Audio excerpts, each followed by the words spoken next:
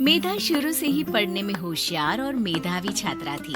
अच्छी पढ़ाई के बाद अच्छा कॉलेज सिलेक्शन और फिर बहुत अच्छी जॉब। तूने तो मेरा नाम रोशन कर दिया मेधा। अरे लेकिन ये जो काम करने का तरीका है ना, इसे बदल ले।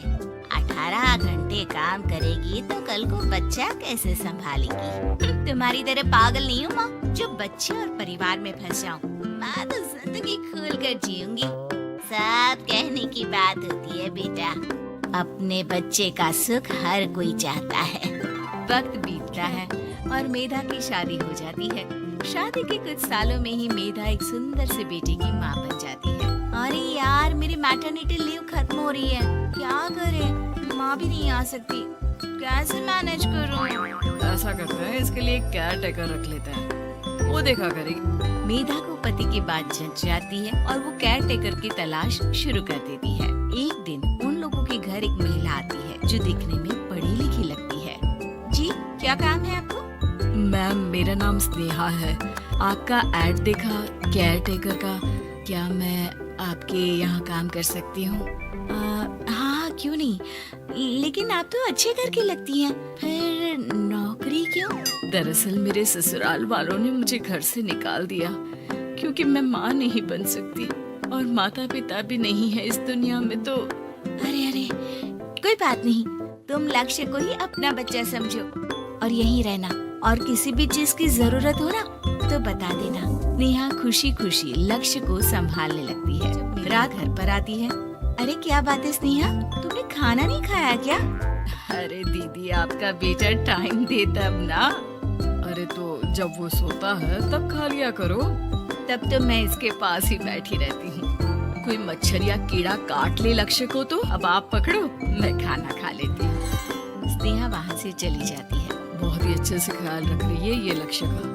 मेधा, इतना तो शायद तुम भी ध्यान नहीं देती। मेधा को पति की बात बुरी तो लगती है लेकिन कुछ नहीं कहती। धीरे धीरे स्नेहा मेधा और उसके पति के साथ बाहर भी जाने लगी। सुनो, स्नेहा को भी बाजार ले चलते हैं। वो क्या है ना, लक्ष्य को देख लेगी जब तक मैं शॉपिंग कर लूंगी। हाँ चलो। वैसे मैं चाह रहा था कि लक्ष्य को लेकर हम दोनों ही चलते। क्या यार, तुम तो इमोशनल हो जाते हो। कितना देख लेंगे हम दोनों मिलकर, ले चलो उसे। कार से निकलकर मेधा और लक्ष्य रोड क्रॉस कर रहे थे कि सामने से कार आ जाती है। मेधा का ध्यान नहीं होता लेकिन स्नेहा तुरंत लक्ष्य को मेधा से छीन लेती है। मेधा गिर जाती है और कार मेधा को छूकर निकलती है, जिससे मेधा को खून आ जाता है।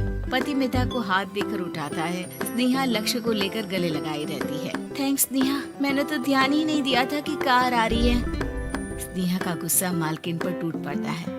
अरे कैसी माँ है आप? अगर आज कुछ लक्ष्य को हो जाता तो मैं आपको कभी माफ नहीं करती। छोटा सा बच्चा है, उसे चोट लगती है तो पता है कितनी तकलीफ होती है।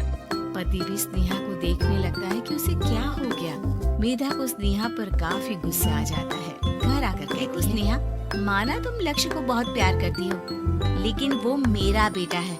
मैं कभी जानबूझकर उसके साथ बुरा नहीं कर सकती, समझी? मुझे माफ कर दीजिए, मैं लक्ष्य को लेकर कुछ ज्यादा ही सेंसिटिव हो चुकी हूँ। मैं ध्यान रखूंगी कि आगे से ऐसा ना हो। मेधा का मन स्नेहा से अब हटने लगा था। एक शाम मेधा ऑफिस से घर आती है कि लक्ष्य उसे दिखाई नहीं देता और ना ही स्नेहा।